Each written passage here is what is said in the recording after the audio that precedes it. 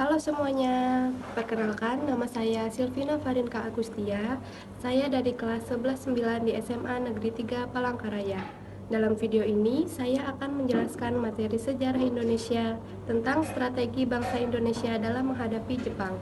Video ini dibuat sebagai tugas mata pelajaran sejarah Indonesia yang dibimbing oleh Bapak Desanto Pranata Ginting SPD. Selanjutnya, saya akan menjelaskan bagaimana bangsa Indonesia menghadapi masa pendudukan Jepang melalui strategi komparatif dan strategi perlawanan di berbagai daerah. Kalau membahas masa pendudukan Jepang tahun 1942 sampai 1945, situasinya sebenarnya jauh dari kata membebaskan. Awalnya, Jepang datang dengan janji manis akan membebaskan Indonesia dari Belanda. Tapi kenyataannya, rakyat justru mengalami kerja paksa, kekurangan pangan, dan berbagai tekanan.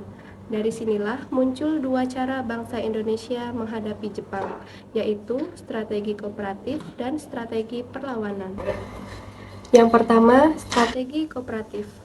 Strategi kooperatif berarti bekerja sama dengan Jepang, tetapi bukan untuk mendukung penjajahan. Kerjasama ini dilakukan sebagai taktik.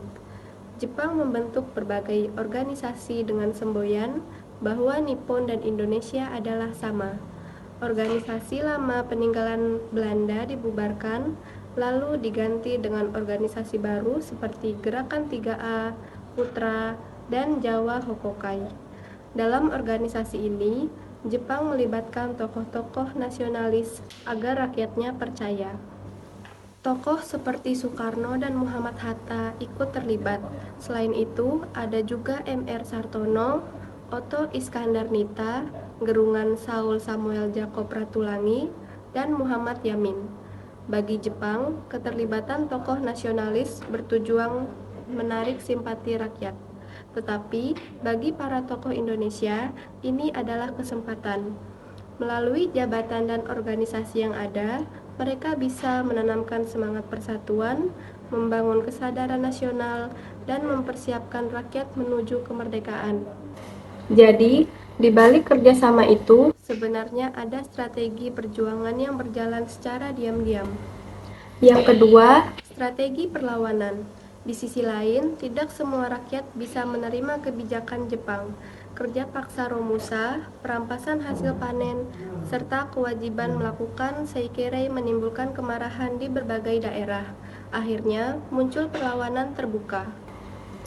Perlawanan terhadap Jepang terjadi di beberapa daerah. Yang pertama, perlawanan di Aceh.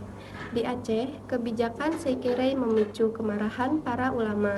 Tengku Abdul Jalil memimpin perlawanan di Catlieng pada Juli 1942. Serangan terhadap Komandan Kompete terjadi pada 7 November 1942. Jepang membalas dengan pasukan besar dan pada 13 November 1942 perlawanan tersebut berhasil dipadamkan. Tahun 1944, perlawanan kembali muncul akibat eksploitasi Romusa. Namun, ancaman Jepang terhadap keluarga para pejuang membuat gerakan ini akhirnya berhenti. Yang kedua, perlawanan di Singaparna.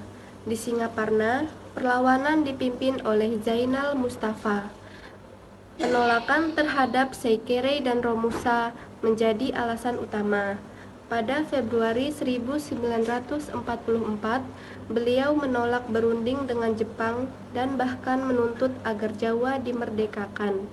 Tanggal 25 Februari 1944, Jepang menyerang setelah sholat Jumat. Beliau ditangkap dan pada 25 Maret 1944 dijatuhi hukuman mati bersama 17 pengikutnya. Yang ketiga, perlawanan di Kalimantan. Di Kalimantan, Pangsuma memimpin rakyat Dayak melakukan perang gerilya sejak 15 Oktober 1943. Hutan dan sungai dimanfaatkan sebagai strategi pertahanan, namun karena adanya mata-mata lokal, strategi tersebut terbongkar. Pada Juli 1945, terjadi pertempuran terbuka dan Pangsuma gugur. Yang keempat, perlawanan di Papua. Perlawanan juga terjadi di Biak, Yapen Selatan, dan Sarmi. Di Biak, tahun 1943 muncul gerakan Koreri yang dipimpin Lukas Rumkorem. Di Yapen Selatan, perlawanan dipimpin Nimrod dan kemudian dilanjutkan oleh Silas Papare. Di Sarmi, tahun 1944, rakyat bangkit akibat penderitaan Romusa dan penyiksaan tentara Jepang. Hal ini menunjukkan bahwa perlawanan tidak hanya terjadi di Jawa, tetapi juga sampai ke wilayah timur Indonesia. Yang kelima, perlawanan di Indramayu. Di Indramayu, kebijakan penyerahan wajib hasil panen melalui Sokuryo Kanri Limusio memicu kemarahan petani. Jepang memonopoli padi dan memaksa petani menjual dengan harga rendah. Perlawanan dipimpin oleh Haji Aksan dan Haji Madrais pada April hingga Agustus 1944. Jepang mencoba menghentikan gerakan ini dengan pendekatan militer dan tokoh agama, tetapi ketidakpuasan rakyat sudah terlalu besar. Yang keenam, perlawanan peta di Blitar. Salah satu perlawanan paling dikenal adalah perlawanan peta di Blitar yang dipimpin oleh Supriyadi. Kekecewaan terhadap Jepang muncul karena penderitaan rakyat, ketidakadilan pembagian logistik, serta tugas mengawasi Romusa. Pada 14 Februari 1945, pasukan peta menyerang markas Jepang dan gedung Kongpeitai. Pertahanan dibangun di lereng Gunung Kelut dan beberapa pos Jepang diserang. Namun, Jepang menggunakan siasat perundingan untuk melemahkan pasukan peta. Banyak perwira ditangkap dan dihukum mati. Hingga kini, keberadaan Supriyadi setelah peristiwa itu tidak diketahui. Dari berbagai peristiwa tersebut, terlihat bahwa dalam masa pendudukan Jepang, perjuangan bangsa Indonesia tetap berlangsung, baik melalui jalur kerjasama yang bersifat taktis maupun melalui perlawanan terbuka di berbagai daerah. Demikian penjelasan yang dapat saya sampaikan mengenai strategi bangsa Indonesia dalam menghadapi Jepang. Apabila terdapat kesalahan dalam penyampaian materi, saya mohon maaf. Terima kasih atas perhatiannya.